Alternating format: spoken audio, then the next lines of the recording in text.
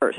Oh, all right. Well, I was going to say that in many of my videos, I've tried to point out to religious people who object to things like gay marriage, which obviously is important to me as a lesbian, but I've tried to point out to them that other people getting to behave in a way that their religion disagrees with does not hamper their ability to remain religious. It doesn't, just because other people are allowed to, by law, behave in ways that are not Christian or whatever their religion happens to be, this does not diminish their capability to be who and what they are.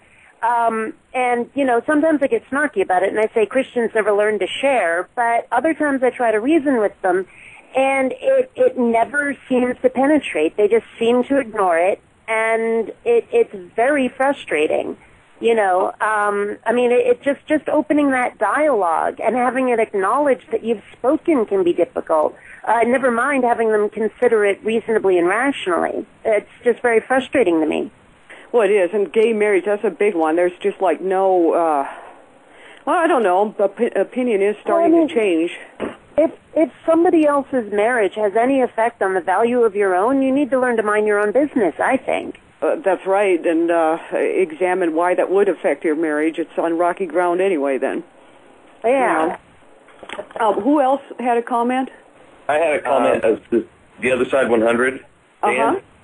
Okay. With reference to separation of church and state, from time to time I'll have some Christian friends on Facebook. They'll be saying, "Oh, we need to stop this separation of church and state business," and I talk to them and say, "There's a reason why you are Catholic and you are Mormon and you are Lutheran and you are Baptist and all this.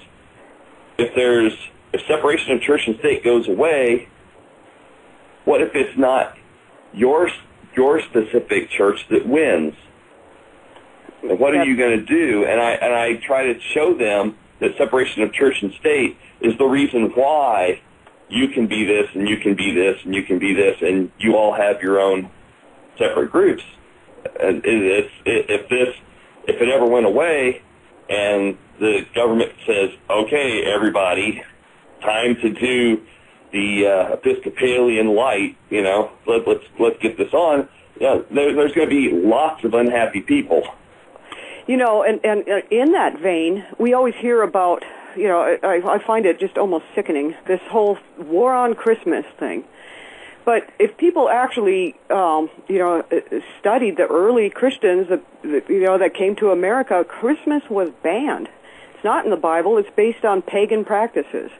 And so what about those Christians, too, who honestly believe, and I know quite a few, that Christmas is a pagan festival, they will not celebrate it, and if we get this, Christian nation where it's almost like a mandatory thing, I think that guy, Brian Fisher, had the audacity to say, he's with the American Family Association, that anybody that doesn't believe in Christmas is anti-Semitic.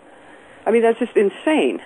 But people really need to think this church and state thing through, and I agree with you, Dan. I bring up the same point constantly.